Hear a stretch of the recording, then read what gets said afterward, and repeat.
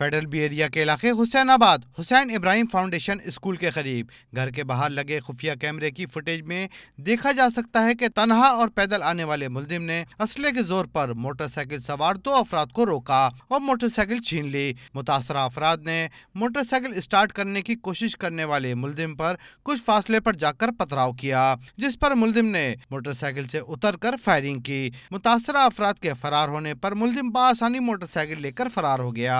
इधर गबोल टाउन के इलाके में इलेक्ट्रॉनिक शॉप में वारदात भी खुफिया कैमरे ने महफूज कर ली। फुटेज में 2 मुलजिमान ने शॉप के अमले और ग्राहकों को असले के जोर पर यरगमाल बनाकर लूटमार की। मुलजिमान शॉप में मौजूद एक एक शख्स की तलाशी लेकर नकदी और सामान बटोरते रहे। मुलजिमान ने शॉप में मौजूद लाइसेंस याफ्ता असला भी अपने कब्जे में ले लिया।